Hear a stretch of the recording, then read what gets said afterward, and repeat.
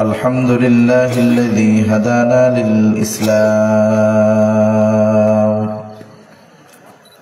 الذي نزل القرآن هدى للناس وبينات من الهدى والفرقان،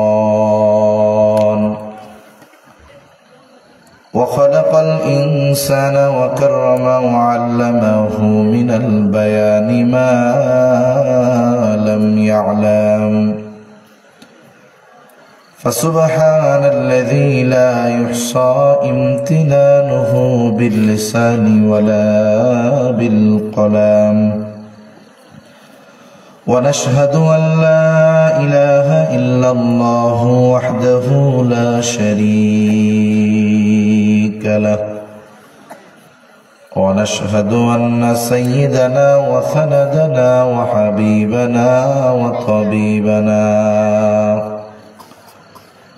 وأولانا ومولانا محمد صلى الله تعالى عليه وعلى آله وأصحابه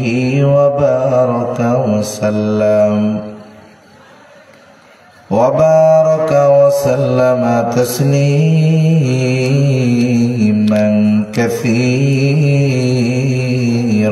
كثيرا.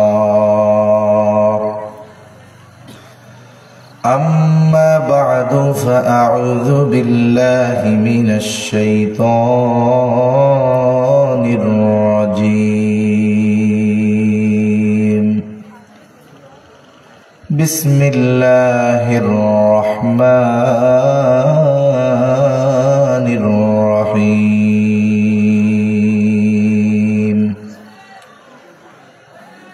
فقلت استغفروا ربكم إنه كان غفارا، يرسل السماء عليكم مدرارا، ويمددكم بأموال وبنين، ويجعل لكم جنات ويجعل لكم أنهارا. وقال تعالى: إلا من تاب وآمن وعمل عملا صالحا فأولئك يبدل الله سيئاتهم حسنات، وكان الله غفورا رحيما.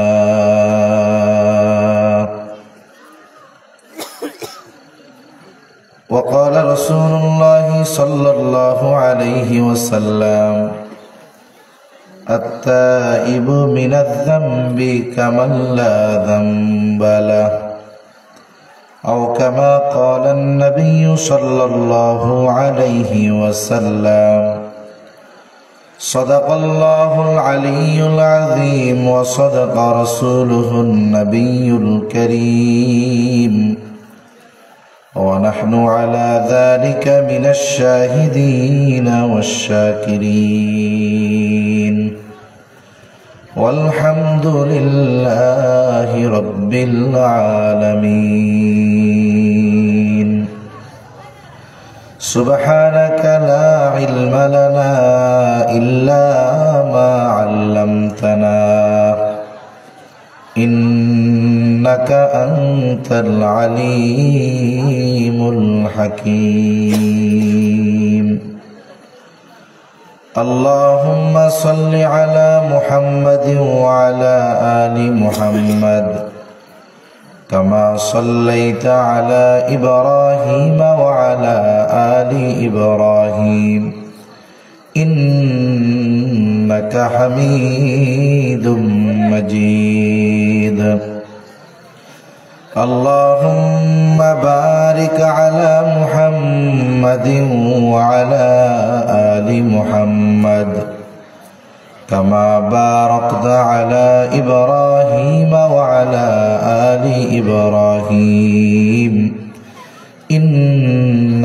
হামিদুম মাজিদ। আলহামদুলিল্লাহ। ঐতিহ্যবাহী নরসিংদী জেলার অন্তর্গত মনোহরদী থানাধীন দুর্বাকান্দি কেন্দ্রীয় ঈদগাহ ময়দানে দুর্বাকান্দি তরুণ সমাজের উদ্যোগে 2 দিনব্যাপী 12তম বার্ষিক ইসলামী সম্মেলনের সম্মানিত শ্রদ্ধেয় সভাপতি, 2 দিনব্যাপী এই সম্মেলনের 2য় দিবসের সম্মানিত শ্রদ্ধেয় সভাপতি, আমন্ত্রিত উলামায়ে কেরাম, সামনে উপস্থিত মুরব্বিয়ানে কেরাম, সমবয়সী যুবক বন্ধু, স্নেহের ছোট ভাই, মাইকের আওয়াজ যত দূরে যায় নিজ নিজ স্থানে অবস্থানরতা সম্মানিতা শ্রদ্ধা মা ও বোন, আল্লাহ রাব্বুল আলামিনের দরবারে অগণিত শুকর যে মহান মালিক হায়াতে বরকত দিয়ে সুস্থ রেখে ধারাবাহিকভাবে উলামায়ে কেরামের জবান থেকে খুবই গুরুত্বপূর্ণ কথা আপনারা শ্রবণ করতেছিলেন। সেই ধারাবাহিকতায় কিছু দ্বীনি কথা মুযাকারা করবার লক্ষ্যে পবিত্র কোরআনুল কারীমের 2টা আয়াত থেকে ও রাসূল আকরাম সাল্লাল্লাহু আলাইহি ওয়াসাল্লামের অগণিত হাদিস থেকে একটা হাদিস পাঠ করেছি। আল্লাহ তাআলার কাছে তৌফিক চাই, আল্লাহ তাআলা কিছু কথা বলার তৌফিক দান করেন যে কথাগুলো আমাদের সবার দুনিয়া এবং আখিরাতের জন্য কল্যাণকর হয়। সকলে বলি আমিন। অগণিত দুরূদ ও সালাম সাইয়্যিদুল আম্বিয়া, আশরাফুল আম্বিয়া, খাতামুল আম্বিয়া, ইমামুল মুরসালিন, রাহমাতুল লিল আলামিন মুহাম্মদুর রাসূলুল্লাহ সাল্লাল্লাহু আলাইহি ওয়াসাল্লামের উপর। সম্মানিত উপস্থিতি, মাগরিবের পর থেকে নিয়ে এশা পর্যন্ত আমাদের বাংলাদেশের অন্যতম একজন আলেমে দ্বীন, শ্রদ্ধেয় বড় ভাই মুফতি আরিফ বিন হাবিব হাফিজাহুল্লাহ হযরতের জবানে প্রয়োজনীয় গুরুত্বপূর্ণ কথাগুলো আপনারা শুনতেছিলেন। শবে বারাত কেন্দ্রিক আমাদের যেই ভ্রান্তি, আমাদের যেই চিন্তা ভাবনা, এগুলার ব্যাপারে উনি খুবই সুন্দর আলোচনা করেছেন। আমরা দোয়া করি আল্লাহ তাআলা ভাইয়ের ইলম, হায়াত সবকিছুর মধ্যে বরকত দান করেন বলি আমিন। আসলে যিনি মধ্যমণি থাকেন আয়োজনের, মানে যখন মানুষ ভালোটা খাইয়া পেট ভরে এরপরে আর খাবার রুচি থাকে না, এটা স্বাভাবিক বিষয়। আপনার জায়গায় শ্রোতা যদি আমিও হইতাম, আমারও হয়তো এর চিন্তাধারা এরকম হইতো যে আরিফ বিন হাবিব সাহেবের বয়ান শোনার পরে স্বাভাবিকভাবে অন্য হুজুরের বয়ান শোনার মতো ইচ্ছা চাহিদা এটা আমাদের থাকতো না। আমার ক্ষেত্রেও হয়তো এরকম হইতো। তা যাই হোক, যেহেতু কর্তৃপক্ষের সাথে ওয়াদাবদ্ধ, এজন্য আশা কিছু কথা বলা, মুযাকারা করা। বেশি সময় কষ্ট দিব না। মাহফিলটার ব্যাপারে একটা জিনিস আমার খুব ভালো লাগতেছে। আমি সর্বসাকল্য আমার ঘড়িতে 8:15, দোয়া সহ 9:30টার মধ্যে কমপ্লিট হয়ে যাবে। আসলে দ্বীনি মাহফিলগুলো এরকমই হওয়া দরকার। এক এলাকার কথা, নাম বলবো না এলাকার, আমি মাহফিল করে আসছি কয়েকদিন আগে। ওই মাহফিলের ওই জায়গায় আমাদের পরিচিত একজন অবস্থান করছে। কিছু এলাকা আছে ওয়াজ দাওয়াত দেওয়ার পরে মনে করে যে আমরা যদি ওয়াইজরে দিয়া রাত 1:30টা পর্যন্ত না খাটাই তাহলে কি কাম হইল। তারা মনে করে কামলা দেওয়ার জন্য নিছে। কি হলো, মাদ্রাসার মাহফিল। সে বলতেছে গতকাল যে আমি তো রাত্রে ছিলাম, ফজরের নামাজ মনে হয় একজনও পড়তে পারে নাই। মাহফিল দিয়া কোনো লাভ আছে? জোরে বলেন, লাভ আছে? এজন্য মাহফিলগুলা 10টা, সর্বোচ্চ যারা শহর কেন্দ্রিক বা শহরের আশপাশ সর্বোচ্চ 11টা হতে পারে। গ্রামে 10টার উপরে যাওয়া এটা কোনোভাবেই সমীচীন নয়। এই অভ্যাসে আমাদের অভ্যস্ত হওয়া দরকার। তাহলে কি হবে? এ মাহফিল কেন? মাহফিল যেন বেনামাজি নামাজি হয়, ঠিক কিনা বলেন? এখন মাহফিলের আয়োজন করতে গিয়ে যদি নামাজির নামাজ ছুটে যায় তাহলে এই বিষয়টা কেমন হয়ে গেল? এজন্য কর্তৃপক্ষকেও মোবারকবাদ জানানো দরকার যে স্রোতের বিপরীতে যেখানে 9:30টায় অনেক অঞ্চলে মাহফিল শুরুই হয় কি হয় না? 9:30টায় শ্রোতা আসা শুরু হয়, রাত 2টা না হইলে মাহফিল শেষ হয় না। সেখানে ওনারা অল্প সময়ের মধ্যে মাহফিল শেষ করে মানুষের যেন নামাজ ছুটে না যায়, এইরকম সময় হাতে রেখে যে প্রোগ্রাম শেষ করতেছে, এজন্য তরুণ যুবক ভাই যারা, এনাদের মোবারকবাদ জানানো দরকার এবং এই বিষয়টার অনুসরণ অনুকরণ আমাদেরও করা দরকার। আল্লাহ তৌফিক দান করেন। আমি মূলত দুটো বিষয় নিয়ে আপনাদের খেদমতে আলোচনা করার ইচ্ছা পোষণ করেছি। একটা হলো তওবা, আর একটা হলো ইস্তেগফার। ইস্তেগফার আল্লাহ তাআলার কাছে ক্ষমা চাওয়া, তওবা প্রত্যাবর্তন করা, তার মানে যেই গুনাহ করেছে সেই গুনাহ আর না করা। আসলে মানব জীবনের সবচাইতে বড় ক্ষতির দিক হলো পাপ। মানুষ যখন পাপে অভ্যস্ত হয়ে যায়, তার অন্তরের মধ্যে কালো একটা দাগ হয়ে যায়। পাপের মাধ্যমে অন্তরের মধ্যে কি হয়? কালো দাগ হয়। পাপ করে এক সময় এই অন্তর পরিপূর্ণ কালো হয়ে যায়। যেমন হাদিসের মধ্যে আসছে, নবীজি সাল্লাল্লাহু আলাইহি ওয়াসাল্লাম বলেন, বাইতুল্লাহর সাথে একটা পাথর লাগানো আছে। ওই পাথরটারে আমরা কি বলি? হাজারে আসওয়াদ, কালো পাথর। বাস্তবিক অর্থে নবীজি বলেন যে এই পাথরটা আসলে কালো পাথর ছিল না, এটা ছিল দুধের মতো সাদা। কিন্তু মানুষের পাপ গ্রহণ করতে করতে, নিতে নিতে নিতে এই সাদা পাথরটা এখন কালো হয়ে গেছে পাপের কারণে।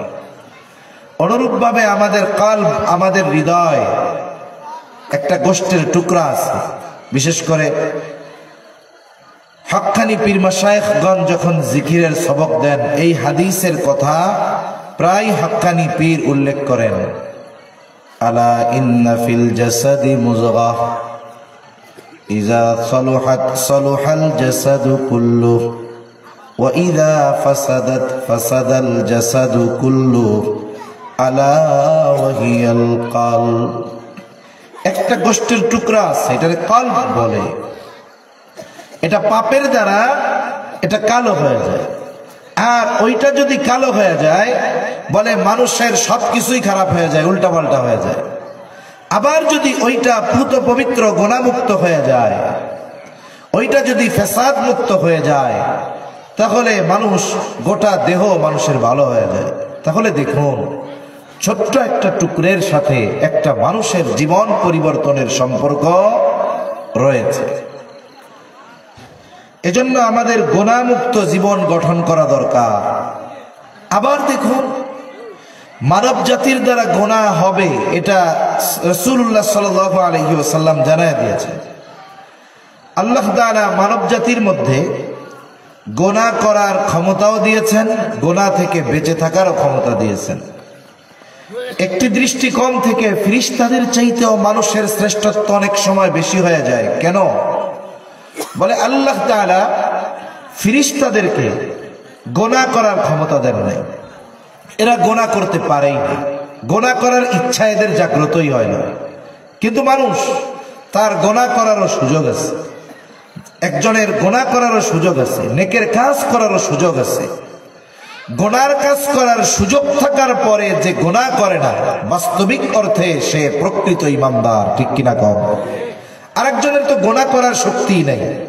আমাদের গ্রাম অঞ্চলে গল্প বলে, কেমনে মুরব্বীরা আগে গল্প শোনাইতো, কয় দুইজনেই সরকারি চাকরি করে। একজন হলো সচিবালয়ের সচিব, আর একজন হলো প্রাইমারি স্কুলের হেডমাস্টার। দুজনের চাকরি সরকারি চাকরি। এখন যিনি সরকারি উচ্চপদস্থ কর্মকর্তা, উনি ঘুষ টুস খায় আর কি। আর সরকারি স্কুলের চাকরি করে যিনি, উনি গর্বের সাথে বলে যে আল্লাহর রহমতে সরকারি চাকরি করি, এক টাকাও ঘুষ খাই না। আর একজন কয়, তুমি পাইলেই না খাবা, তোমারে ঘুষ দেওয়ার কেউ আছে? তুমি ঘুষ চাইলে তো মায়ের খাবা। বোঝা যায় তো ওই জায়গায় অবস্থান করে যদি কেউ ঘুষ না খায়, হারাম না খায়, ওরটা প্রশংসনীয়। কিন্তু তোমার তো খাওয়ারই সুযোগ নাই, এই জন্য তুমি পাইতেছ না, তাই খাইতেছ না। এটা প্রশংসনীয় বিষয় যতটা, তার চাইতে বেশি হলো ঘুষ খাওয়ার সুযোগ থাকার পরেও ঘুষ না খাওয়া। ঠিক কিনা কম? গুনাহ করার শক্তি নাই, গুনাহ করে না, তার চাইতে গুনাহ করার শক্তি সামর্থ্য থাকার পরেও যে গুনাহ করে না, ওই ব্যক্তির চাইতে বেশি উত্তম। এটাই স্বাভাবিক। এজন্য দুনিয়ায় আমরা গুনাহ থেকে বেঁচে থাকতে হবে আমাদের। এজন্য গুনাহ থেকে বাঁচার জন্য কি দরকার? বলে যদি কারো দ্বারা গুনাহ হয়ে যায়, পাপ হয়ে যায়, আল্লাহ তাআলার কাছে ক্ষমা চাওয়া দরকার, ইস্তিগফার বেশি বেশি পাঠ করার দরকার, পাপের থেকে আল্লাহ তাআলার কাছে মাপ চাওয়া দরকার। কারণ আল্লাহ তাআলা হলেন এমন এক মহান সত্তা, বান্দার দ্বারা যদি কল্পনাতীত পাপও হয়ে যায়, সেই পাপ ক্ষমা করার ক্ষমতা আল্লাহ তাআলার আছে না না? অনেক মানুষ পাপে নিমজ্জিত হয়ে আফসোস করে বলে যে হুজুর আল্লাহ মনে হয় আমার আর মাফ করবে না। অনেক মানুষ মাঝে মধ্যে মেসেঞ্জারে, হোয়াটসঅ্যাপে মেসেজ করে বলে হুজুর জীবনে এমন এমন পাপ করছি, আমার মনে হয় আল্লাহ আমারে মাফ করবে না। অথচ আল্লাহ তাআলা বলেন ইয়া ইবাদিয়াল্লাযীনা আসরাফু আলা আনফুসিহিম লা তাকনাতু মির রাহমাতিল্লাহ। আল্লাহ রাব্বুল আলামিন বলেন ইয়া ইবাদিয়াল্লাযীনা আসরাফু আলা আনফুসিহিম, হে আমার বান্দারা যারা নিজের নফসের সাথে বাড়াবাড়ি করেছো, গুনাহ করেছো, জুলুম করেছো। মানুষ নিজের উপরে নিজে জুলুম করে গুনাহ করার মাধ্যমে। আল্লাহ তাআলা বলেন হতাশ হয় না বান্দা, লা তাকনাতু মির রাহমাতিল্লাহ, তোমরা আল্লাহ তাআলার রহমতের ব্যাপারে নিরাশ হয় না। কারণ তোমার গুনাহ যত বেশি হোক না কেন, তোমার পাপ যত বেশি হোক না কেন, তোমার পাপের চাইতে আল্লাহ তাআলার দয়া রহমত বেশি নাকি কম? কত বেশি? বান্দার প্রতি আল্লাহর দয়া রহমত কত বেশি, এটা দুনিয়ার কোনো কম্পিউটার দিয়ে, ক্যালকুলেটর দিয়ে এটা নির্ণয় করা অসম্ভব। হাদিসের মধ্যে আসছে রাসূল আকরাম সাল্লাল্লাহু আলাইহি ওয়াসাল্লাম বলেন, আবু হুরায়রা রাদিয়াল্লাহু তাআলা আনহু থেকে বর্ণিত হাদিস, আল্লাহ তাআলার দয়া কত, মায়া কত, রহমত কত। আল্লাহ তাআলার দয়া রহমতের ব্যাপারে নবীজি বলেন ইন্না লিল্লাহি মিআতা রাহমাহ আনজালা মিনহা রাহমাতান ওয়াহিদাতান বাইনাল জিন্নি ওয়াল ইনসি ওয়াল বাহাইমি ওয়াল হাওয়াইম। নবীজি সাল্লাল্লাহু আলাইহি ওয়াসাল্লাম বলেন ইন্না লিল্লাহি মিআতা রাহমাহ, আল্লাহ তাআলার কাছে 100 রহমত আছে, অথবা আল্লাহ তাআলা তার রহমতকে 100 ভাগে ভাগ করেছেন, অথবা আল্লাহ তাআলার কাছে 100 রহমত আছে। আনজালা মিনহা রাহমাতান ওয়াহিদাতান, ওই 100 রহমত অথবা 100 ভাগ রহমত থেকে 1 ভাগ রহমত আল্লাহ তাআলা মানুষ এবং জিন, শুধু মানুষ আর জিন নয়, যত স্থল প্রাণী আছে, যত জলজ প্রাণী আছে, এক কথায় সকল সৃষ্টির মাঝে আল্লাহ তাআলা ওই 1 ভাগ রহমত দয়া বন্টন করে দিয়েছে। আল্লাহর কাছে আছে 100 ভাগ, গোটা সৃষ্টির মধ্যে বন্টন করে দিছে কত ভাগ? 1 ভাগ। এই 1 ভাগ রহমত সৃষ্টির শুরু থেকে নিয়ে শেষ পর্যন্ত সবাই পাবে। মানুষ পাবে, জিন পাবে, সমুদ্রের প্রাণী পাবে, স্থল ভাগে যত প্রাণী আছে সব পাবে। জঙ্গলের হিংস্র প্রাণী, তার অন্তরেও মোহাব্বত আছে, ভালোবাসা আছে। সমাজের সবচাইতে নিকৃষ্ট প্রাণী কুকুর, তার অন্তরেও সন্তানের জন্য মায়া আছে, দয়া আছে। অনেক সময় দেখবেন অনেক কুকুর আছে প্রভু ভক্ত, একটু খাবার দেয়, কিছু হাড্ডি দেয়, মাছের কাটা দেয়, ওই কুকুর এতটুকু ওই মালিকের কাছ থেকে খেয়ে মালিকের এতটা ভক্ত হয়ে যায়, মালিক যদি রাতে একা একা কোথাও যায়, কুকুরও তার পিছে পিছে দৌড়ায়। কুকুরের মনেও মায়া দয়া আছে। কয়েক মাস আগে নাটোরে এক জায়গায় একটা প্রোগ্রামে গেছে, যাওয়ার সময় আমার সাথে ওই এলাকার একজন মৌলানা সাহেব ছিলেন। আসলে সফর করলে জ্ঞান বাড়ে, সফর করলে পৃথিবীর অনেক কিছু দেখা যায়, জানা যায়। আল্লাহ তাআলার অনেক সৃষ্টি দেখার মাধ্যমে আল্লাহর পরিচয় লাভ করা যায়। আমরা চলতেছি মেইন রোড থেকে একটা শাখা রোডের মধ্যে ঢুকবো। যখনই গাড়িটা বাঁক নিয়েছে, একটা একটা কুকুর আমাদের গাড়ির উপরে আক্রমণের সাথে আক্রমণাত্মক ভাবে তেড়ে আসছে। স্বাভাবিকভাবে রাতের বেলায় যদি কোনো এলাকায় অপরিচিত গাড়ি ঢুকে কুকুর আওয়াজ করে চিৎকার করে, কিন্তু দিনের বেলা আবার তার আক্রমণের ভাবটা এমন, গাড়ি উপর দিয়া চলে যায়, যা কুকুর সরবে না এমন ভাব। তা আমি মজা করে জিজ্ঞাসা করতেছি মৌলানা সাহেবকে যে ভাই, অন্য এলাকার কুকুর তো রাতের বেলা তাড়া দেয়, আপনাদের এগুলা দেখি দিনেও তাড়ায়। এইবার মৌলানা সাহেব বলতেছেন, ভাই অল্প কয়েকদিন আগে এই কুকুরটা তার 2টা না 3টা বাচ্চা নিয়ে ওই মোড়ের উপরে শুয়েছিল। একটা ট্রাক ঢুকছে, ট্রাকটা যখন ঢুকছে ট্রাকওয়ালা তো তার চাকার নিচে কি দেখতে পারে না, দেখা যায় না। ওই ট্রাকের চাকায় পিষ্ট হয়ে এই কুকুরের ওই বাচ্চাগুলো মারা গেছে। বলে ওই দিন থেকে কুকুর এই জায়গা থেকে আর নড়ে না, যত গাড়ি প্রবেশ করে সব গাড়িগুলোর দিকে সে তেড়ে চলে আসে। তার মানে এই যে তার বাচ্চা গাড়ির চাকায় পিষ্ট হয়ে মারা গেছে, এটা সে বলতে পারতেছে না। বাচ্চার শোকে, বাচ্চার মায়ায়, বাচ্চার মোহব্বতে বারবার যেই গাড়ি আসে তার উপরে সে তেড়ে আসে। ওই এক বাগ রহমত আল্লাহ তাআলা গোটা সৃষ্টির মধ্যে বন্টন করে দিয়েছেন। ওই এক বাগ রহমত থেকে আমার আপনার নবী দয়া পেয়েছে, রহমত পেয়েছে। এক ভাগের অংশ একটা পেয়ে নবী হয়ে গেছে রহমাতুল লিল আলামিন। কত মায়া নবীর অন্তরে। প্রত্যেক নবী তার উম্মতকে ভালোবাসে, কিন্তু মুহাম্মাদুর রাসূলুল্লাহ সাল্লাল্লাহু আলাইহি ওয়াসাল্লামের মতো ওই রকম ভাবে তিনি যা তার উম্মতকে যত ভালোবাসেন, এত ভালো আর কোন নবী তার উম্মতকে বাসে না। এটাই বাস্তব। দুনিয়ার ভালোবাসা, দয়া মায়া যা দেখেন এর সাথে স্বার্থ আছে।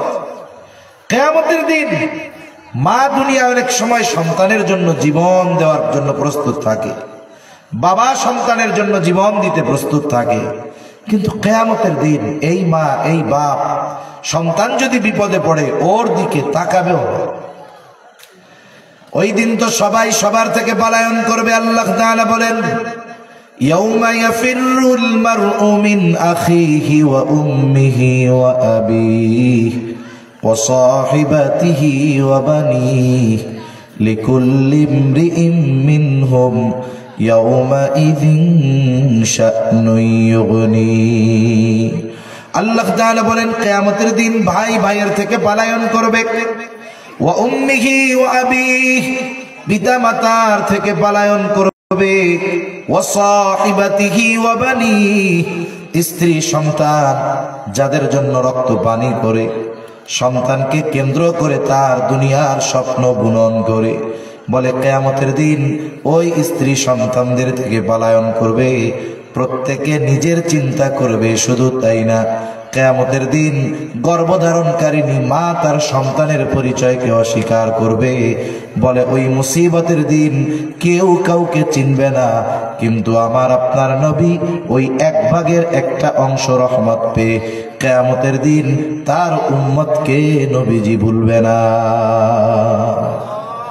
এটা পাইছে কি? বলে এক ভাগের একটা অংশ পাইছে নবী। তাই উম্মতের জন্য এত দয়া, এত মায়া, এত মোহাব্বত। যতক্ষণ তার ওই উম্মত যার অন্তরে যাররা পরিমাণ হলেও ঈমান আছে, তার ব্যাপারে ক্ষমার নিশ্চয়তা আল্লাহর থেকে নবী যতক্ষণ না পাবেন, আমার আপনার নবী ততক্ষণ জান্নাতে প্রবেশ করবে না। সুবহানাল্লাহ। তাহলে দেখেন, ওই এক ভাগ রহমত আল্লাহ গোটা সৃষ্টি জগতের মধ্যে বন্টন করে দিয়েছেন। বাকি আছে আল্লাহর কাছে কত ভাগ? জোরে বলেন না, কত ভাগ? নবীজি বলেন, আখারাল্লাহু লাহু 99 রাহমাহ ইয়াগফিরু বিহি ইবাদাহু ইয়াউমাল কিয়ামাহ। আল্লাহ তাআলা বাকি 99 ভাগ দয়া, রহমত, মায়া তার কাছে রাখছেন। কেন? নবী বলেন, ইয়াগফিরু বিহি ইবাদাহু ইয়াউমাল কিয়ামাহ। এই বাকি 99 ভাগ দয়া, রহমত, মায়া দিয়া আল্লাহ তাআলা কিয়ামতের দিন তার গুনাহগার বান্দাদের মাফ করে দিবে। এই দয়ার মালিক আমাদের জন্য ক্ষমার দরজা ওপেন করে রাখছে। তাহলে বলেন, গুনাহ যত হোক না কেন আল্লাহ তাআলার মাফ করার ক্ষমতা আছে না নাই? কি পরিমাণ দয়া বান্দার উপরে আল্লাহ তাআলার, কি পরিমাণ মায়া বান্দার উপরে আল্লাহ তাআলার, কল্পনাও করা যাবে না। নবীজি উপমা দিচ্ছেন সাহাবায়ে কেরামকে। আচ্ছা বলেন তো, আমার মতো নাপাক পানি থেকে সৃষ্টি মানুষ, মৌলিকভাবে মাটি, কিন্তু জাগতিকভাবে তো আল্লাহ তাআলা মাতা পিতার একেবারে তুচ্ছ একটু পানি দিয়ে আমাদের সৃষ্টি করেছে। আমার মতো মানুষ যদি জাহান্নামে যায়, আল্লাহর কোনো লস আছে? জোরে বলে, কোনো লস নাই, কোনো ক্ষতি নাই, কিচ্ছু নাই আল্লাহ তাআলা। কিন্তু আল্লাহ তাআলা একটা বান্দা যদি তাওবা করে, গুনাহ থেকে মাপ চেয়ে ফিরে আসে, আল্লাহ খুশি হয়ে যায়। কত খুশি হয়! নবীজি এক ব্যক্তির ব্যাপারে উপমা দিচ্ছেন। এক পথিক লম্বা পথের সফর করতেছে, তার সমস্ত কিছু বহন করতেছে, তার উট, খাবার, পানি, রসদ সব উটের সাথে বাঁধা। মরুভূমির লম্বা পথ, ক্লান্ত পথিক উটটাকে গাছের সাথে বেঁধে গাছের ছায়ায় ঘুমায় গেল। ঘুম থেকে উঠে সে দেখে উট নাই। মরুভূমির পথ, পায়ে হেঁটে চলে যাওয়া সম্ভব নয়। আশেপাশে তাকায় দেখে খবর নেই উটের। লোকটা ক্লান্ত হয়ে গেল, আশাহত হয়ে গেল, স্বাভাবিক বিষয়। মরুভূমির ভেতরে রাতের বেলায় দূর থেকে কিছু হিংস্র প্রাণীও আসে। সে চিন্তা করতেছে, আজকে আমার আর বাঁচার কোনো উপায় নাই। সে আশাহত হয়ে মৃত্যুর জন্য প্রতীক্ষা করতেছে, কখন মৃত্যু আসবে। হয়তো সে হিংস্র প্রাণীর খাবার হয়ে যাবে, অথবা ওই মরুভূমির মধ্যে সে খাবারের অভাবে, পানির অভাবে মৃত্যুবরণ করবে। আশাহত হয়ে সে মৃত্যুর জন্য অপেক্ষা করতেছে। এমত অবস্থায় সে দেখতে পাইল যে তার উট রসদ সহ আবার তার দিকে ফিরে আসতেছে। নবীজি বলেন, এই লোকটা এত খুশি হয়েছে, আনন্দের ঠেলায় কয়ে বইছে, আল্লাহ আমি হইলাম আপনার রব, আপনি আমার গোলাম। খুশির ঠেলায় নবীজি সাল্লাল্লাহু আলাইহি ওয়াসাল্লাম বলেন, ওই ব্যক্তি উট পেয়া কেমন খুশি হয়? বলে, ওই কোন ব্যক্তি যদি পাপের থেকে তওবা করে আল্লাহর দিকে ফিরে আসে, ওই ব্যক্তি তার হারানো উট পেয়ে যত খুশি হয়, তার চাইতে আল্লাহ তাআলা আরো বেশি খুশি হয়ে যায়। তাইলে আমরা যদি আল্লাহর দিকে ফিরে আসি, খুশি হয় কে? আরে আমরা যদি না যাই, পাপের সমুদ্রে আবুডুবু খাই, আল্লাহর কোনো ক্ষতি আছে? কোনো ক্ষতি নাই। এরপরেও চিন্তা করেন তো, বান্দার প্রতি আল্লাহ তাআলার কত মায়া, কত মুহাব্বত, কত ভালোবাসা। আবার দেখুন, বনি আদমের দ্বারা গুনাহ হবে, এটা স্বাভাবিক, কারণ আল্লাহ তাআলা বনি আদমকে ভালো মন্দ দুইটা করারই যোগ্যতা দিয়েছেন। আসলে আল্লাহ তাআলা কি চায়? বুজুর্গানে দিন বলেন, আল্লাহ তাআলা মূলত চায় বান্দা শয়তানের ধোকায় পড়ে যদি কখনো গুনাহ করেই ফেলে, ওই গুনার উপরে সে স্থির থাকবে না, ইস্তেকামতের উপরে থাকবে না, বরং সে আল্লাহর ক্ষমার দিকে ধাবিত হবে। যদি গুনাহ করে গুনার উপরে অটল থাকে, তাহলে তো সে ক্ষতির মধ্যে পড়ে গেল। যেমন দেখেন, দুনিয়ায় বিপদ আপদ, বালা মুসিবত দেয় কে? জোরে বলেন না, দেয় কে? বলেন তো, বালা মুসিবত থেকে উদ্ধার করে কে? বালা মুসিবত থেকে কেমনে আল্লাহর কাছে সাহায্য চাইতে হবে শিখায় দিছেন তো আল্লাহ। তাহলে আল্লাহর বিপদ দেওয়ার কি দরকার ছিল? বিপদ যেহেতু উদ্ধার উনিই করেন, আবার বিপদ থেকে উদ্ধার হওয়ার রাস্তাও উনি বলে দেন, তাহলে বিপদ দেওয়ার দরকার কি ছিল? কথা বুঝেন নাই মনে হয়। বিপদ কেন দেন? আল্লাহ তাআলা মূলত বিপদ দিয়ে দেখতে চায়, আমি তো বিপদ থেকে উদ্ধার হওয়ার রাস্তা, সাহায্য পাওয়ার রাস্তাও তারে বলে দিলাম, আবার আমি বিপদ থেকে উদ্ধার করি এটাও জানায় দিলাম। এরপরেও দেখি বান্দা বিপদে পড়ে আমি আল্লাহর দিকে আসে নাকি অন্য কোন দিকে যায়, এটাই মূলত আল্লাহ দেখতে চায়। রাসূলুল্লাহ সাল্লাল্লাহু আলাইহি ওয়াসাল্লাম বলেন, কুল্লু বানি আদম খাত্তাউন, প্রত্যেকটি বনি আদম পাপী, তবে সর্বোত্তম পাপী কে? বলে, যে তার পাপের উপরে অটল থাকে সে, তা নয়, বরং যে পাপ হওয়ার পরে আল্লাহর কাছে তওবা করে ক্ষমা চায়, পাপ থেকে ফিরে আসে, আল্লাহ তাআলা বলেন ওইটা হলো উত্তম পাপী। তিরমিজির এক বর্ণনার মধ্যে আসছে, নবীজি সাল্লাল্লাহু আলাইহি ওয়াসাল্লাম বলেন, বনি আদম যদি একেবারে গুনাহ না করত, তাহলে আল্লাহ তাআলা অপর আরেক জাতি সৃষ্টি করতেন যারা গুনাহ করত, আবার আল্লাহ তাআলার কাছে ক্ষমা চাইতো। গুনার উপরে অটল থাকতো এমনটা নয়, বরং তাদের দ্বারা শয়তানের ধোঁকায় গুনাহ হতো, আবার তারা আল্লাহ তাআলার কাছে মাফ চাইতো, আল্লাহ তাআলা তাদেরকে মাফ করে দিতে। এই যে কয়েকটা হাদিস আমরা আলোচনা করলাম, এর মাধ্যমে প্রথম বিষয় আমরা বুঝতে পারলাম যে আমাদের দ্বারা গুনাহ হতে পারে। কারণ শয়তান আদম আলাইহিস সালাতু ওয়াস সালামকে যখন আল্লাহ তাআলা সিজদা করতে বলছে, শয়তান করে না, আল্লাহর অবাধ্য হয়েছে। আল্লাহ তাআলা জিজ্ঞাসা করলেন, ক্বালা মা মানাআকা আন তাসজুদা লিমা আমারতুক, কোন জিনিস তোমাকে আমার আদেশ অমান্য করতে প্ররোচিত করলো? কেন তুমি আমার আদেশ মানলা না? কোন জিনিসে বাধা দিল? শয়তান বলল, আনা খায়রুম মিন, আমি তারে সিজদা করি নাই কারণ আমি হলাম তার চাইতে ভালো, তার চাইতে উত্তম। কেন ভালো? যুক্তিও দিয়া শয়তান বলে, খলাকতানি মিন নার ওয়া খলাকতাহু মিন তিন, বলে আল্লাহ আপনি আমারে বানাইছেন আগুন দিয়া, তারে বানাইছেন মাটি দিয়ে। প্রত্যেকটা জিনিসের মৌলিক কিছু স্বভাব আছে। মাটির মৌলিক স্বভাব কি? মাটি হয় নিম্নগামী, যত উপরে মারে ও উপরে উঠবে না, নিচে নামে। আবার দেখবেন আগুনের স্বভাব কি? আগুন যেখানেই ধরবে ওর থেকে উপরের দিকে যায়, নিচের দিকে খুব কম আসে। তাহলে আগুনের স্বভাব হলো আগুন ঊর্ধ্বমুখী, মাটির স্বভাব হলো মাটি নিম্নমুখী। শয়তান বলতে চায়, আল্লাহ আমার মৌলিক পদার্থ হলো আগুন, আমার গতি হলো ঊর্ধ্বমুখী, আর আদমের মৌলিক পদার্থ হলো মাটি, ও হলো নিম্নমুখী। ঊর্ধ্বমুখী কোন জিনিস নিম্নমুখী জিনিসকে সেজদা করবে, এটা যুক্তিতে মেলে না। এই জন্য সেজদা করি নাই। আমার গতি যেহেতু উপরের দিক, আমি তো ওর চাইতে ভালো। বলেন তো, আল্লাহ তাআলার আদেশ আসার পর ওই আদেশের পেছনে যুক্তি দাঁড় করানো এটা মুমিনের কাজ নয়, বরং এটা শয়তানের কাজ।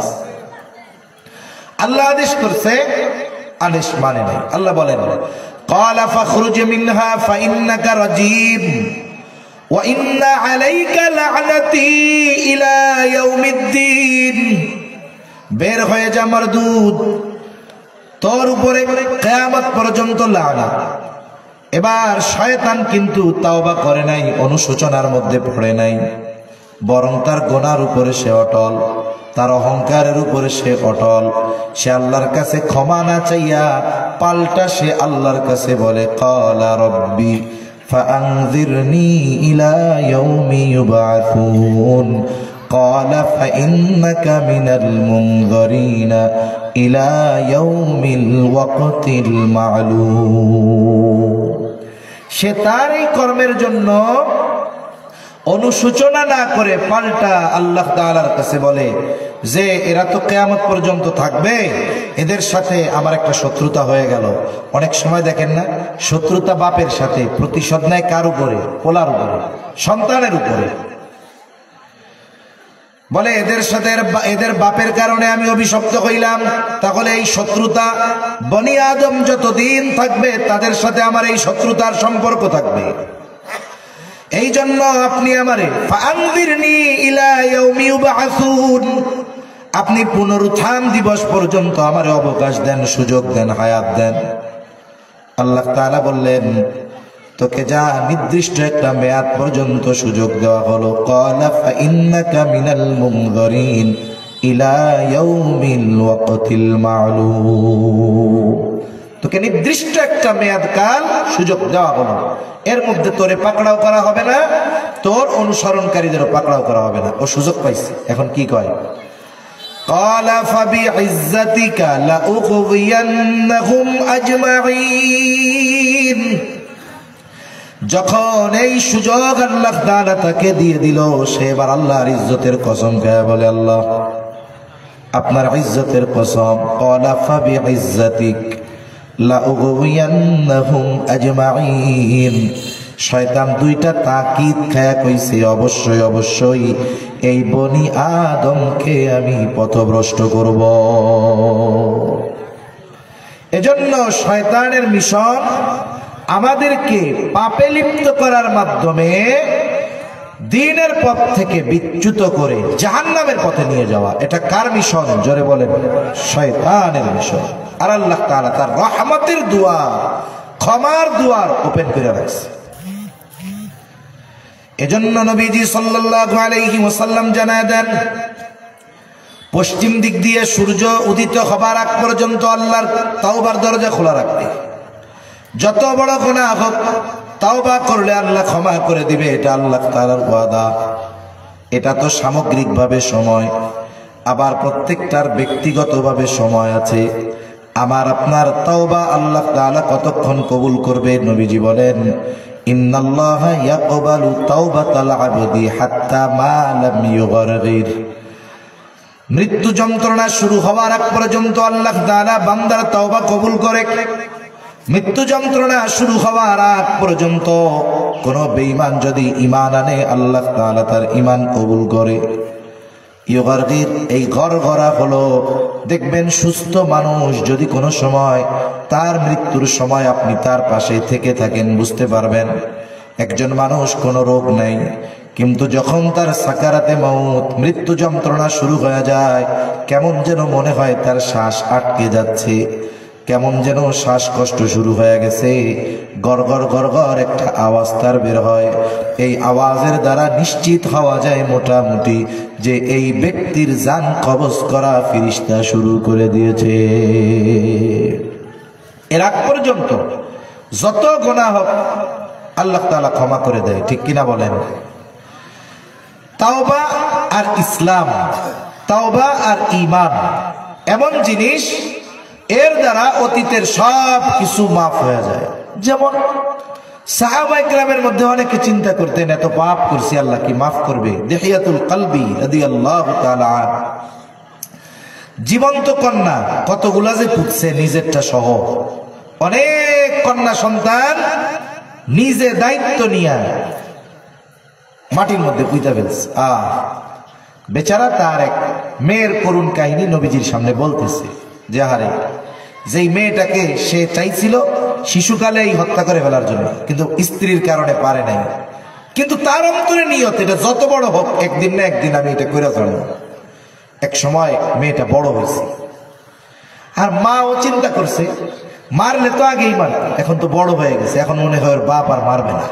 দিহিয়াতুল কলবি রাদিয়াল্লাহু তাআলা আনহু নবীজির সামনে, সাহাবায়ে কেরামের সামনেই ঘটনা কইতেছে। বলে, ইয়া রাসূলুল্লাহ, মেয়েটা বড় হয়ে গেছে, আমার স্ত্রী চিন্তা করছে এখন হয়তো আমি আর আমার মেয়েটাকে মারবো না, মারলে তো আগেই মারতাম, কিন্তু আমার ইচ্ছা, আমার মধ্যে তো নিয়ত যে আমি ওরে যখন পাই মারবই মারবো। মেয়েটাকে বললাম, মেয়ের মাকে বললাম, এরে সাজায় গুছায় দাও, আমি একে আত্মীয়র বাড়িতে বেড়াইতে নিয়ে যাব।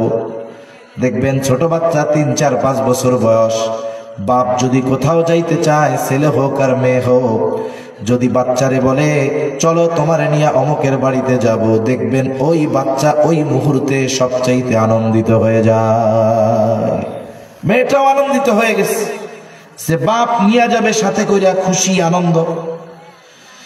দিহিয়াতুল কলবি রাদিয়াল্লাহু তাআলা আনহু বলেন, ইয়া রাসূলুল্লাহ, আমার মেয়েটাকে সাজিয়ে গুছিয়ে আমার সাথে দিয়ে দিল, মেয়েও আনন্দিত, বারবার আমারে বলতেছে, আব্বু কোথায় নিয়ে যাবা? আমি বলি চলো। আগের থেকেই আমি আমার সবকিছু প্রস্তুত করে রেখেছি, আমি নির্ধারিত জায়গায় এসে হাজির। আমি এবার গর্ত খোঁড়া শুরু করে দিলাম। আমার মেয়ে নিজে গর্ত খুঁড়ে আমার গর্ত থেকে মাটি উঠায় দিচ্ছে, আর আমার কষ্ট দেখে, ঘাম দেখে বারবার বলতেছে, আব্বু তোমার বুঝি বড় কষ্ট হচ্ছে। একটা সময় গর্ত খোঁড়া হয়ে গেল, মেয়েটা তো তখনও জানে না, আমার ঘাম সে মুছে দেয়, আমি একটা ধাক্কা দিয়া তাকে গর্তের মধ্যে ফেলা দিলাম। ইয়া রাসূলুল্লাহ, বারবার সে আমার আব্বু আব্বু বলে ডাকতেছে। তার এই করুণ ডাক আমার দিলকে নরম বানাতে পারে নাই। ইয়া রাসূলুল্লাহ, আমি তাকে জীবন্ত দাফন করেছি। ইয়া রাসূলুল্লাহ, আমার এই গুনাহটা কি আল্লাহ মাফ করবে নাকি? নবীজি সাল্লাল্লাহু আলাইহি ওয়াসাল্লাম দাহিয়াতুল কলবির এই ঘটনা শুনতেছেন। নবীজির চোখ দিয়ে পানি পড়ে দাড়ি মোবারক ভিজে গেছে। নবীজি বলেন, আরে দাহিয়াতুল কলবি, মানুষ এতটা নিষ্ঠুর কিভাবে হতে পারে? তবে তুমি শুনে রাখো, যেহেতু তুমি ইসলাম গ্রহণ করেছ, আর নবীজি বলেন, ইন্নাল ইসলাম ইয়াহদিমু মা কানা ক্বাবলাহু, একজন যখন ইসলাম গ্রহণ করে অতীতে সে যত পাপ করুক না কেন, আল্লাহ তাআলা ইসলাম গ্রহণের কারণে তার অতীতের সব গুনাহ মাফ করে দেয়। একজন যত বড় পাপী হোক না কেন, কোন ব্যক্তি যদি ইসলাম গ্রহণের আগে কোন মানুষের হক নষ্ট করে থাকে, ইসলাম গ্রহণের আগে কোন মানুষের হক নষ্ট করে থাকে, বলে ইসলাম গ্রহণের পরে ওই গুনাহ তার মাফ হয়ে যায়। সুবহানাল্লাহ, ইসলাম কেমন জিনিস! তবে ইমানদার গুনাহ করছে, তাওবার মাধ্যমে বান্দার হক মাফ হবে না, বান্দার হক এটা আদায় করতে হবে। এজন্য ইসলাম এবং তাওবা এটা অতীতের সব গুনাহকে মুছে দেয়। বুজুর্গানে দিন তাওবা কবুলের প্রধান শর্ত বলেছেন তিনটা। যদি বান্দার হক সম্পৃক্ত থাকে তাহলে হবে চারটা। এক নাম্বার শর্ত বলে, অতীতে যেই গুনাহ করত গুনাহ ছাড়তে হবে, ভবিষ্যতে ওই গুনাহ না করার ব্যাপারে দৃঢ় প্রতিজ্ঞাবদ্ধ হতে হবে, সাথে সাথে ওই গুনাহ যেটা করেছিল তার জন্য অনুতপ্ত হতে হবে। আর যদি বান্দার হক সম্পৃক্ত কোনো গুনাহ থাকে তাহলে এই হকটা আদায় করতে হবে। এই শর্তগুলো ঠিক রেখে যখন কেউ আল্লাহ তাআলার কাছে ক্ষমা চায়, বলে তার গুনাহ যদি আসমান সমপরিমাণ হয়, গুনাহগুলো মাফ করে দেয় কে? আমার আপনার নবীজির আগে পিছে সব গুনাহ আল্লাহ মাফ করে দিয়েছে। নবীজি মাসুম।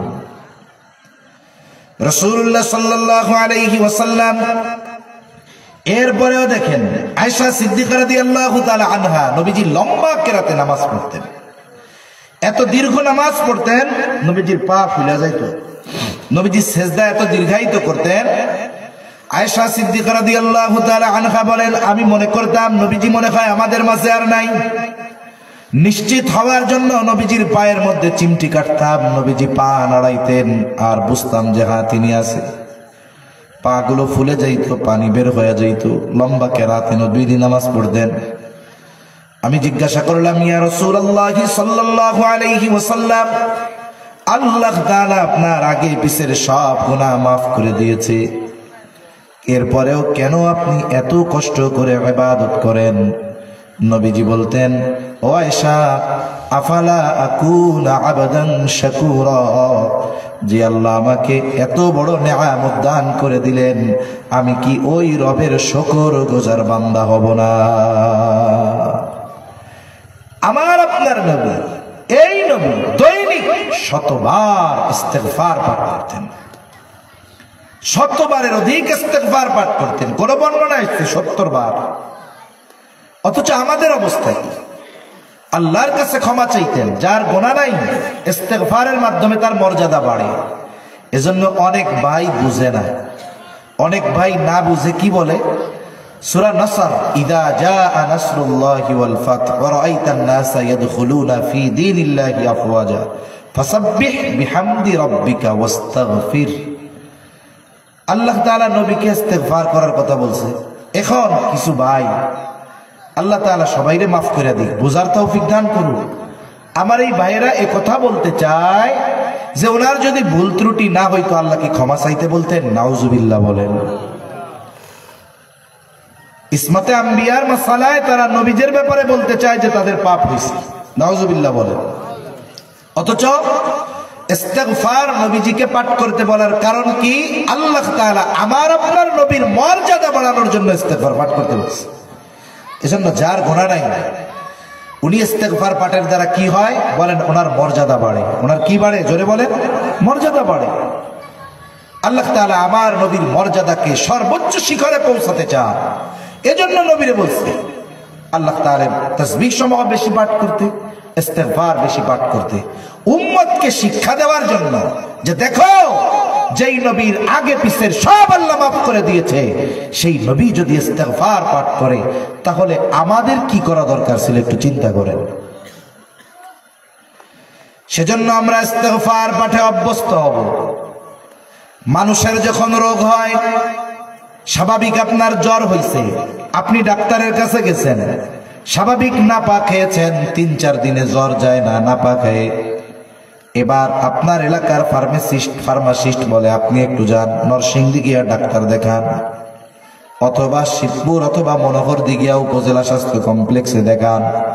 এবার আপনারে টেস্ট দেওয়া হয়েছে, টেস্টের পরে ডাক্তার বলতেছে আপনার জ্বর সাধারণ জ্বর আর আপনার জ্বর এক না।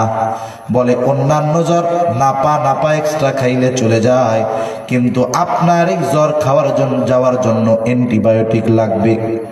বলে অ্যান্টিবায়োটিক এমন এক ওষুধ, বলে এটা ওষুধের মাধ্যমে যেই রোগগুলো দূর হয়, সকল রোগ যদি ওষুধে কাজ না করে, সাধারণ ওষুধে সর্বশেষ ডাক্তার যেই ওষুধটা দেয় এটার নামই অ্যান্টিবায়োটিক, এটা সব রোগের কাজে লাগে। বলে ইস্তেগফার এমন এক আমল, এটা হলো আমলের অ্যান্টিবায়োটিক। বলে ইস্তেগফার পাঠে যারা অভ্যস্ত হয়, দুনিয়া আখিরাত উভয় জাহানের নিয়ামত তারা পেয়ে যায়। এজন্য আমরা গুনার থেকে ফিরবো, তাওবার 4 শর্তের আলোকে তাওবা করে গুনার থেকে ফিরে আল্লাহ তাআলার কাছে বেশি বেশি ক্ষমা প্রার্থনা করব, বেশি বেশি ক্ষমা চাইতে থাকবো আল্লাহর কাছে। তাহলে কি হবে? বলে ইস্তেগফার পাঠের দ্বারা দুনিয়ারও লাভ পাওয়া যায়। আল্লাহ তাআলা কোরআনুল কারীমের মধ্যে বলেন ফাকুল তুস্তাগফিরু রাব্বাকুম ইন্নাহু কানা গফফারা। ইস্তেগফার পাঠের দ্বারা প্রথম লাভ হলো আল্লাহ তাআলা ইস্তেগফারের কারণে গুনাহগুলো মাফ করে দেয়। সুবহানাল্লাহ বলেন। ফাকুল তুস্তাগফিরু রাব্বাকুম, তোমাদের রবের নিকটে ইস্তেগফার পাঠ করো, তাহলে কি হবে? তোমাদের সব গুনাহগুলো মাফ করে দিবে, কারণ তিনি হলেন গফুর, তিনি হলেন ক্ষমাশীল দয়ালু। ইস্তেগফার পাঠ করলে গুনাহগুলো আল্লাহ মাফ করে দেয়। এরপরে ইস্তেগফার পাঠ করলে লাভ কি? এখনকার জামানায় সময় মতো বৃষ্টি হয় না, সময় মতো বৃষ্টি হয় না, অথচ অনেক মুরব্বী আছে, ওনারাও হয়তো স্বীকার করবে এই কথা যে ওনারাও ছোট সময় দেখছে যেই সময় বৃষ্টি হওয়ার দরকার ওই সময় বৃষ্টি হইতো। ঠিক না মুরব্বী? যথা সময় মানুষের বৃষ্টি হইতো, কারেন্ট ছিল না, মেশিন ছিল না, বৃষ্টি না হইলে ফসল উৎপাদন হবে না। দেখা যাইতো কি একেবারে ফসল বোনার জন্য যেই সময় বৃষ্টি দরকার ওই সময় আল্লাহ বৃষ্টি দেয়। এখন কি হয়?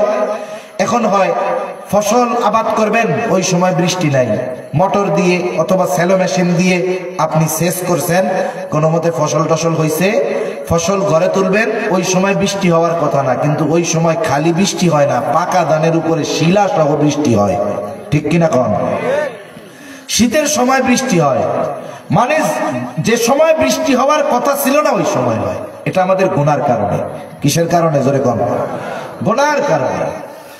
মনে করেন আবহাওয়াবিদ, ভূগোলবিদ, এরা বলবে কি বৈশ্বিক আবহাওয়ার পরিবর্তনের কারণে যথাসময়ে বৃষ্টি হচ্ছে না।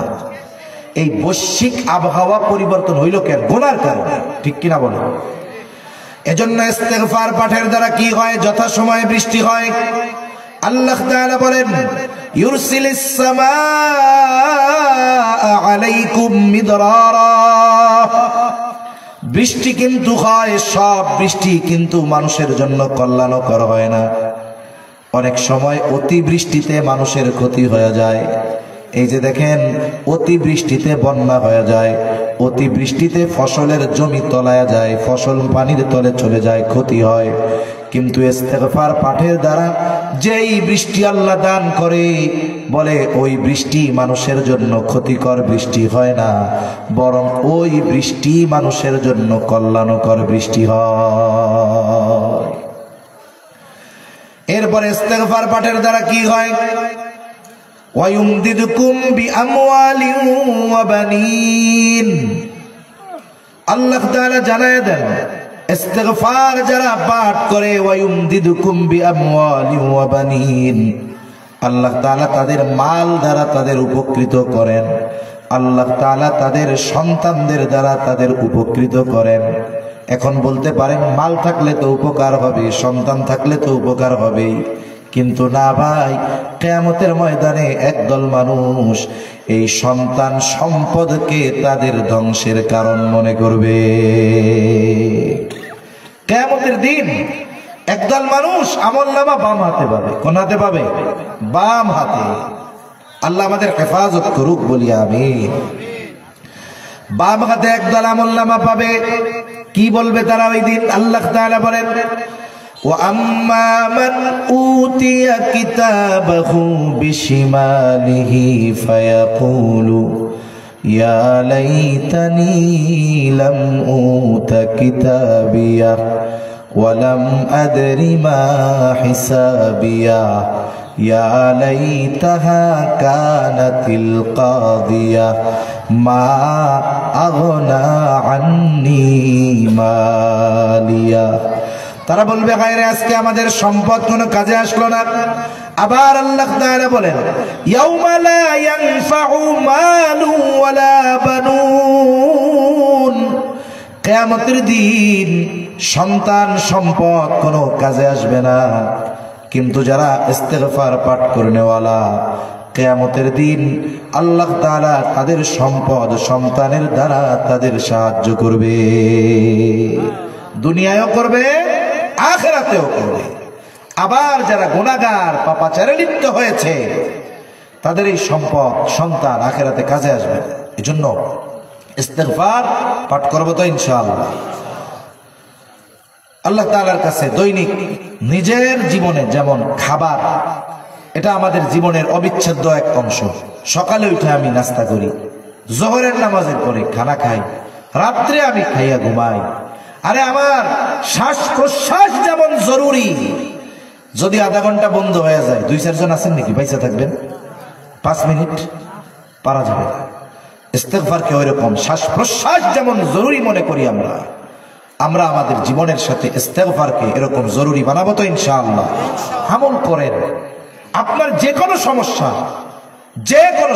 আপনি আমল করেন। বুজুর্গানে দিন 3টা আমল দেয় কন্টিনিউ। এটা আমার কাছে অনেকে সমস্যার কথা বলছে, আমিও বুজুর্গানে দিনের ওই কথা নকল করে মানুষকে কইছি। 1 নাম্বার, সমস্যায় পড়লেই আমারে যদি কেউ বলে, আমি উলামায়ে কেরাম বুজুর্গানে দিনের ওই কথাটা কয়ে দিই, বলি যে শোনেন, দৈনিক কমপক্ষে সকাল সন্ধ্যা 100 বার আস্তাগফিরুল্লাহ। ওই যে পাইকারি পড়া পড়লে হবে না, আস্তাগফিরুল্লাহ আস্তাগফিরুল্লাহ আস্তাগফিরুল্লাহ আস্তাগফিরুল্লাহ, এটা না, খেয়াল করে পড়বেন আস্তাগফিরুল্লাহ। আর মুখ দিয়ে আরবিতে আস্তাগফিরুল্লাহ বলবেন, আর জেহেনে ভাসাবেন আল্লাহ আপনার কাছে আমি মাপ চাইতেছি। মুখে থাকবে আরবি শব্দ, জবানে থাকবে এর অর্থ। আস্তাগফিরুল্লাহ 100 বার, লা হাওলা ওয়ালা কুওয়াতা ইল্লা বিল্লাহ 100 বার, দুরূদ শরীফ ছোটটা হোক সাল্লাল্লাহু আলাইহি ওয়াসাল্লাম 100 বার। এই কয়টার উপর আমল করেন সকাল সন্ধ্যা, যদি সম্ভব হয় 5 ওয়াক্ত নামাজের পর। এটা আমি আমার কথা বলতেছি, ক্রেডিট নেওয়ার জন্য বিষয়টা এমন না। আমি যতজনরে বলছি, যতজন সমস্যার জন্য আমারে বলছে, এরপরে যারা আমার সাথে যোগাযোগ করছে সবাই করে নাই, প্রত্যেকের ফিডব্যাক হলো এটা যে হযরত এই আমলটা কইরা আমি আমার সমস্যা থেকে মুক্তি পাইছি। সুবহানাল্লাহ। এটা কোনো ব্যক্তির ক্রেডিট না তো, এটা তো এই আমলের যে ফজিলত, এটা তারা পাইছে খেয়ালের সাথে, আবেগের সাথে করার কারণে, গুরুত্ব সহকারে করার কারণে। এজন্য আমরা শ্বাস প্রশ্বাস যেমন জরুরি আমরা আমাদের জন্য দৈনিক কমপক্ষে 100 বার ইস্তেগফার পাঠ করা জরুরি বানাবো তো ইনশাআল্লাহ। সাথে সাথে গুনাহ হতে পারে, গুনার থেকে আল্লাহর কাছে মাফ চাইব। এই যে মাফের সিজন চলতেছে, গুনাহ মাফের সিজন চলতেছে না, গুনাহ মাফের সিজন চলতেছে। দেখুন এই যে শুরু হয়ে গেছে আজকে বৃহস্পতিবার, আরবি হিসাবে আজকে বৃহস্পতিবার, এই শুক্রবার রজনী লাইলাতুন নিসফে মিন শাবান। ভাই তো লম্বা কথা, সুন্দর কথা বলে গিয়েছে। এই রাত্রে আল্লাহ মাফ করে দেয় বান্দারে, এটা হলো মুক্তির রাত। আল্লাহ তাআলা এই দিন বান্দার প্রতি বিশেষ নজর দেয়। এই হাদিসের মধ্যে আসছে আল্লাহ সবাইকে ক্ষমা করে দেয়, শুধুমাত্র আল্লাহর সাথে যারা শিরিক করে আর হিংসা বিদ্বেষ লালন করে তারা ছাড়া। তার মানে আল্লাহ বান্দারে মাফ করতে চায়। এই যে রোজার মাস, ক্ষমার মাস, মাফের মাস, গুনাহ মাফের মাস, জান্নাত পাওয়ার মাস, জাহান্নাম থেকে মুক্তির মাস। আমরা যদি এখন থেকে ইস্তেগফার পাঠে অভ্যস্ত হয়ে যাই তাহলে কি হবে? তাহলে সামনের সময়গুলো গুনাহমুক্ত কাটানো আমাদের জন্য সহজ হবে, ঠিক কিনা বলেন? এজন্য দেখুন, এখন আপনি আল্লাহর কাছ থেকে গুনার থেকে তওবা করছেন, ইস্তেগফার পাঠে অভ্যস্ত হইছেন, কি হলো? বলে আল্লাহ তাআলা যখন কোনো বান্দারে মাফ করে দেয়, এখন ওই বান্দা তো আল্লাহর প্রিয় বান্দা। আপনি যখন কোনো লেখা ভুল হয়, আমরা ওই ফ্লুয়েড কালি, সাদা কালি দিয়া মুছতাম না, মুছা রাখতাম। এখন ওই জায়গা যদি ফাঁকা থাকে তাইলে বোঝা যায় যে এই জায়গায় কোনো না কোনো লেখা ছিল। বুজুর্গানে দিন বলেন আল্লাহ তাআলা চান না যে তার বান্দার গুনাহ মাফ করে দেওয়ার পরে ফেরেশতারা কিয়ামতের দিন টের পাক যে এই জায়গায় গুনাহ ছিল। এজন্য আল্লাহ তাআলা তাওবা আর ইস্তেগফারের মাধ্যমে শুধু গুনাহ মাফ করে দেন তা নয়, বলে তাওবা ইস্তেগফারের পরে আল্লাহর কাছে গুনাহ থেকে মাফ চাওয়ার পরে, তাওবা করার পরে যারা গুনায় আর জড়ায় না, ভালো কাজ করে, নেক আমল করে, তাদের জন্য কি পুরস্কার? আল্লাহ তাআলা বলেন মান তাবা ওয়া আমানা ওয়া আমিলা আমালান সালিহা ফাউলাইকা ইউবাদদিলুল্লাহু সাইয়্যাতিহিম হাসানাত। আল্লাহ তাআলা বলেন মান তাবা, যে তাওবা করলো, ওয়া আমিলা আমালান সালিহা, আর সৎকর্ম করলো, গুনাহ করে না, পাপের কাছে যায় না, খালিস ভাবে তাওবা করছে, আল্লাহ তাআলা বলেন ওই পাপী তাওবা করার পর তার ওই পাপগুলোকে আল্লাহ তাআলা নেক আমল দিয়া বদল করে দেয়। সুবহানাল্লাহ বলেন। তার মানে তাওবা কত পাওয়ারফুল জিনিস, ইস্তেগফার কত পাওয়ারফুল জিনিস। তাওবার মাধ্যমে শুধু অতীতের গুনাহ মাফ হয় এমনটা নয়, বরং ওই গুনাহগুলোকে নেকের দ্বারা যিনি বদল করে দেয় তিনি কে? তাহলে ইস্তেগফার পাঠ করব তো। হাদিসে একটা ইস্তেগফার, আস্তাগফিরুল্লাহাল আযীম ওয়া আতুবু ইলাইহি, এটা করলে তাওবা ইস্তেগফার দুইটা জিনিসই চলে আসে। আর যদি এটাও আমার জন্য কষ্টকর হয় তাহলে কি করব? আস্তাগফিরুল্লাহ আস্তাগফিরুল্লাহ। নামাজ পড়ার জন্য ওযু লাগে, ইস্তেগফার পড়ার জন্য ওযু লাগবে। হাঁটতে পড়া যাবে, চলতে পড়া যাবে। আমি আমার জবানকে এই সমস্ত জিকির দ্বারা সিক্ত করব। মনে রাখবেন, যেই জবানে জিকির যত বেশি, ওই ব্যক্তি জবানের গুনাহ থেকে তত বাঁচতে পারে বেশি। জান্নাতে যাওয়ার গ্যারান্টি নবীর থেকে পাওয়া যায় যদি জবান রে গুনাহ থেকে বাঁচানো যায়। জবান যদি হেফাজত করা যায়, প্রকৃত মুসলমান হওয়া যায়। নবীজি সাল্লাল্লাহু আলাইহি ওয়াসাল্লাম বলেন আল মুসলিম মান সালিমাল মুসলিমুনা মিন লিসানিহি ওয়া ইয়াদিহি। নবীজি বলেন মুসলমানকে, প্রকৃত মুসলমানকে বলে যার জবান এবং হাতের অনিষ্ট থেকে অপর মুসলমান থাকে নিরাপদ। তার মানে জবান দিয়ে খারাপ কথা কয়, বকা দেয়, কষ্ট দেয়, এই জবান থেকে নিরাপদ। আল্লাহর নবী এখানে জবানের কথা আগে বলছেন, এরপরে হাতের কথা বলেছেন। তার মানে জবান যদি নিয়ন্ত্রণ হয়ে যায়, আশা করা যায় অঙ্গ প্রত্যঙ্গ নিয়ন্ত্রিত হয়ে যাবে। কারো সাথে কারো দ্বন্দ্ব শুরু হয় কি হাত দিয়া না জবান দিয়া? কিন্তু প্রথমে শুরু হয় জবান দিয়া, এরপরে আস্তে আস্তে হাত পা অন্যগুলো ব্যবহার হয়। এখন আমি যদি আমার জবানকে প্রথমে নিয়ন্ত্রণে আনতে পারি, তাহলে আশা করা যায় অন্যান্য অঙ্গ প্রত্যঙ্গের গুনাহ থেকেও বাঁচা যাবে। সুবহানাল্লাহ, কত সুন্দর সিস্টেম। জিহ্বাটা বড় নরম, হাড্ডি হুড্ডি কিচ্ছু নাই, কিন্তু এর গুনাহ খুব গরম। আবার নবীজি আর হাদিসের মধ্যে বলেন, তোমরা আমাকে দুটো জিনিসের গ্যারান্টি দাও, দুটো জিনিস হেফাজতের গ্যারান্টি দাও, আমি তোমাদের জান্নাতের গ্যারান্টি দিব। একটা হলো দুই চোয়ালের মধ্যবর্তী এই জিহ্বা, গোশতের টুকরা মানে জিহ্বা। আর একটা হলো উভয়ের মধ্যবর্তী স্থান তথা লজ্জা স্থান। নবীজি বলেন এই দুইটা জিনিস হেফাজতের গ্যারান্টি দাও, তাহলে আমি তোমাদের জান্নাতের গ্যারান্টি দিয়া দিব। তাহলে দেখুন, জবান হেফাজত করলে প্রকৃত মুসলমান হওয়া যায়। বলেন, জবান হেফাজত করলে কি হওয়া যায়? প্রকৃত মুসলমান, প্রকৃত মুসলমান হওয়া যায়। গরু খাওয়া মুসলমান আছে না? কিছু কিছু আছে মুসলমানই নেওয়া মুসলমান, প্রকৃত মুসলমান কম। এজন্য আল্লাহ তাআলা ইমানদারদের উদ্দেশ্য করে মুসলমান হইতে কইছেন। কোরআনে আল্লাহ তাআলা বলছেন, ইয়া আইয়ুহাল্লাযীনা আমানুত্তাকুল্লাহ হাক্কা তুকাতিহি ওয়া লা তামুতুন্না ইল্লা ওয়া আনতুম মুসলিমুন। আল্লাহ তাআলা বলেন, হে ঈমানদারেরা, তোমরা আল্লাহকে ভয় করো, ভয় করার মতো ভয় করো। ওয়ালা তামুতুন্না ইল্লা ওয়া আনতুম মুসলিমুন, আর তোমরা মুসলমান না হয়ে মৃত্যুবরণ করিও না। তাহলে মুসলমান না হইয়া মরতে মানা করছে কে? আরো জোরে বলেন কে? প্রকৃত মুসলমান হওয়ার জন্য তাকওয়া দরকার, সাথে সাথে আরো কি দরকার? বলে জবান হেফাজতের দরকার। তাহলে প্রকৃত মুসলমান হওয়া যাবে যদি জবান হেফাজত করতে পারি। আবার দেখুন, প্রকৃত মুসলমান হওয়ার জন্য যেমন জবান হেফাজত করা দরকার, অনুরূপভাবে জবান হেফাজতের মাধ্যমে নবীর থেকে জান্নাতের গ্যারান্টিও পাওয়া যায়।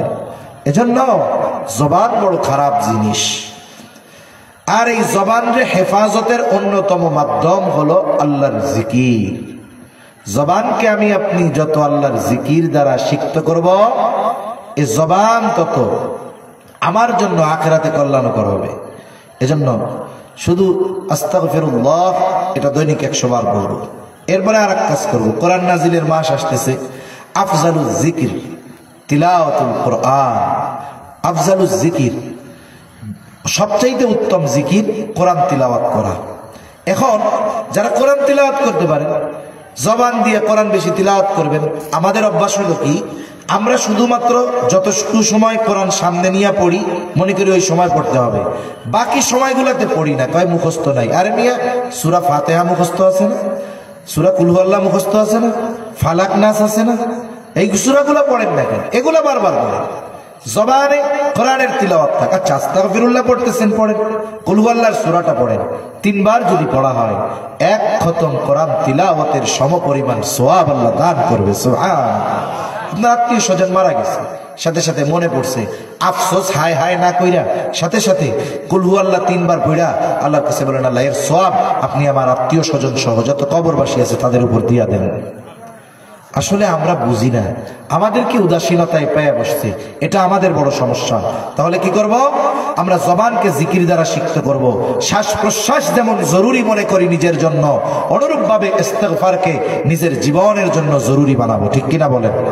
বাত এটা হলো পেটের খাবার, ইস্তেগফার রূহের যত খাবার আছে এর মধ্যে অন্যতম খারাপ খাবার হলো ইস্তেগফার। বিশেষ করে এটা পাঠ করার চেষ্টা করব, আস্তাগফিরুল্লাহাল আযীম ওয়া আতুবু ইলাইহি। এটা চেষ্টা করব দৈনিক 100 বার পাঠ করার। করব তো ইনশাআল্লাহ? যদি করতে পারি, গুনাহ যত হোক আল্লাহ তাআলা গুনাহ মাফ করতে পারে কি পারে না? আরে বনি ইসরাইলের এক জালেম ছিল, জালেম।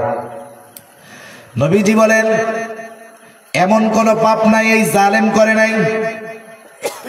এই জালেম এর কাছে একদিন একজন মহিলা আসছে কিছু টাকা নেওয়ার জন্য। এটা তো সুদে টাকা দেয়, কাউরে কর্জে হাসানা দিবে না। মহিলা বাধ্য হয়ে তার কাছে টাকা চায়, বলে তুমি টাকা চাও, আমারে তুমি টাকা লাভ দিবা। মহিলা বলে, কিফিল, সুদ যদি দিতে পারতাম তাইলে কি চাইতে আসতাম নাকি? জালেম কিফিল মহিলার সাথে চুক্তিবদ্ধ হলো। মহিলারে বলে, তুমি যদি আমার সাথে জেনায় লিপ্ত হও তাইলে তোমারে টাকা ধার দেওয়া যাইতে পারে, সুদের লাভ তো দিতে পারবা না, ওইটার বদলে আমার সাথে জেনা করবা। হাদিসের মধ্যে আসছে, কাদাল ফাকিরু আইয়াকুনা কুফরা, দরিদ্রতা মানুষকে কুফরি পর্যন্ত পৌঁছায়া দেয়। মহিলা অভাবের তাড়নায় বাধ্য হয়ে জেনা করার শর্তে তার কাছ থেকে 60 দিরহাম কর্জ নিছে। কয় দিরহাম? 60 দিরহাম। এবার নির্ধারিত দিনে জালেম কিফিল উপস্থিত। হাদিসের মধ্যে আসছে একেবারে জেনার দ্বার প্রান্তে কিফিল, একেবারে মহিলার উপরে জেনার দ্বার প্রান্তে। এমত অবস্থায় মহিলা কান্না করে আর থরথর করে কাঁপে। একজন গেছে ফুর্তি করার জন্য, আর একজন কান্না করে আর কাঁপে। কিফিল বলে, মহিলা কাঁপো কেন, কাঁদো কেন? আমি কি তোমারে জোর জবরদস্তি করেছি নাকি? তুমি তো শর্তে রাজি হয়ে টাকা নিয়েছো। এইবার মহিলা বলে, কিফিল আল্লাহর ভয়ে কান্না করি রে কিফিল, আমি কোনোদিন এরকম পাপ করি নাই, শুধুমাত্র অভাবের কারণে তোমার সাথে পাপ করার জন্য রাজি হয়েছি, আল্লাহর ভয়ে কান্না করতেছি। কিফিল এতটুকু কথা হয়তো কিফিলের কর্ণকুহর দিয়ে হৃদয়ে পৌঁছায় গেছে। কিফিল মহিলাকে বলে, মহিলা তুমি আগে কোনোদিন এমন পাপ করো নাই? বলে না। তাহলে সত্যই অভাবের কারণে করতেছো? বলে হ্যাঁ। এই যে আল্লাহর ভয়ে কান্না করতেছে, এবার কিফিলের এই কথা অন্তরে লাইগা গেছে। কিফিল ওই অবস্থা থেকে উঠে গেল। মহিলাকে কিফিল বলে, মহিলা যাও, তুমি যেহেতু এই পাপে কোনোদিন লিপ্ত হও না, অভাবের কারণে যেহেতু তুমি রাজি হয়েছ, যাও এই 60 দিরহাম তোমারে মাফ করে দিলাম, সদকা করে দিলাম। আর কিফিল বলে, শোনো আল্লাহর শপথ, আমি আর কোনোদিন আল্লাহর সাথে নাফরমানি করব না, আমি আর কোনোদিন গুনাহ করব না। খালেস তওবা কইরা কিফিল চলে আসছে বাড়ি। রাতের বেলায় ঘুমাইছে, ঘটনাক্রমে কিফিল মারা গেছে। কিফিলের তাওবার খবর এলাকার মানুষ কি জানে? জানে না। জালেম মরলে মানুষ খুশি হয়, মিষ্টি বিলায়, মিষ্টির দোকান খালি হয়ে যায়, ঠিক কিনা কোন? এজন্য মনে রাখতে হবে, এমন জীবন যেন আমাদের না হয় যে আমার মরণে মানুষ হাসে, আমার ক্ষতিতে মানুষ আনন্দ করে। কবি কত সুন্দর কথা কয় না, যেদিন এসেছিলে ভবে কেঁদেছিলে তুমি, হেসেছিল সবে, এমন জীবন তুমি করিও গঠন, মরণে হাসিবে তুমি, কাঁদিবে ভুবন। এখন কিফিলরে তো সবাই জানে জালেম, কিন্তু রাতের ওই তাওবা তো আল্লাহ কবুল করে নিয়েছে। কিফিলের তাওবার খবর তো কেউ জানে না। মানুষেরা আনন্দ করতেছে, জালেম মরছে খুব ভালো হয়েছে, জালেম মরছে খুব ভালো হয়েছে। আল্লাহ তাআলা কিফিলের দরজার উপরে কুদরতি ভাবে লেখা দিছে, ইন্নাল্লাহা ক্বাদ গফারা লিল কিফিল, তোমরা কিফিল রে জালেম বইলো না, নিশ্চয়ই আল্লাহ তাআলা কিফিলকে ক্ষমা করে দিয়েছে। তাহলে চিন্তা করেন, বনি ইসরাইলের এক জালেম নবীজি এই ঘটনা আব্দুল্লাহ ইবনে ওমর রাদিয়াল্লাহু তাআলা আনহু বলেন, একবার দুইবার নয়, 7 বারেরও অধিক, মানে বারবার নবীজি আমাদেরকে এই ঘটনা শুনাইছে। বলেন আল্লাহ তাআলার সেই ক্ষমার দরজা খোলা আছে না নাই? রহমতের দরজা খোলা আছে না নাই? কিন্তু আমরা কেন বসে আছি? আমরা কেন দেরি করতেছি? কেন আল্লাহর রহমতের দিকে অগ্রসর হচ্ছি না? এখন থেকেই প্রস্তুতি নিতে হবে। রহমতের মাস কাজে লাগাতে হবে, নাজাতের মাস কাজে লাগাতে হবে, মাগফিরাতের মাস কাজে লাগাতে হবে। আমাদের প্রতিজ্ঞা থাকবে এটা যে এই রমজানটাই যেন আমাদের গোটা হায়াতের পরিবর্তনের সময় হয়, পরিবর্তনের মাস হয়। আমরা যেন জান্নাতের পথের পথিক, জীবন পরিবর্তনের যেই মোড় যেন এই মাসটাতে আমরা করতে পারি। এজন্য আল্লাহর কাছে দোয়া করা, চেষ্টা অব্যাহত রাখা, দোয়া করা। নবীজি দোয়া শিখাইয়া দিছে যে রজব মাস আসলেই তো নবীজি দোয়া করতেন, আল্লাহুম্মা বারিক লানা ফি রজব ওয়া শাবান ওয়া বাল্লিগনা রমাদান। আল্লাহ রজব শাবানের বরকত দান করেন, রমজান পর্যন্ত আমাদের পৌঁছায়া দেন। সেই ক্ষমার মাস সামনে আছে না নাই? ক্ষমা ঘোষণার দিন চলে আসছে কি আসে নাই? এজন্য আমরা আল্লাহ তাআলার কাছে গুনাহ সমূহ থেকে ক্ষমা চাইব। আর ইস্তেগফারকে শ্বাস প্রশ্বাস যেমন নিজের জন্য জরুরি বানিয়েছি, ইস্তেগফার ওইরকম জরুরি বানাবো তো ইনশাআল্লাহ। আল্লাহ সুবহানাহু ওয়া তাআলা আমাদের সকলকে ইস্তেগফার করনেওয়ালা যেই সমস্ত আল্লাহর মুহাব্বতের বান্দা আছে তাদের অন্তর্ভুক্ত হওয়ার তৌফিক দান করেন বলি আমিন। শুনেন, 2টা বিষয়। মুফতি তো লেখছেন, আমি তো মুফতি না, নাকি আগের জন্য মুফতি পরের জন্য মুফতি? এখন মধ্যে দিয়া আমিও সিপাই মুফতি হয়ে গেছি গা। এজন্য অনেক সময় নাম দেওয়ার ক্ষেত্রে একটু জাইনা শুনা দিতে হয়। অনেক সময় অনেকে এমন কিছুও লেখে যে মাহফিলে যাইয়া দেখা আমার মন চাই যে লজ্জায় ওয়াজ না করে যাইগা, এজন্য শুনা লেখা দরকার। এরপরেও মুফতি তো না আমি, দুইটা মাসালার কথা এমনি জিজ্ঞাসা করছি। মেয়েরা, নারীরা তারাবির নামাজ পড়া মসজিদে গিয়া, শুনো, এটা একদিক দিয়া মসজিদে নারীদের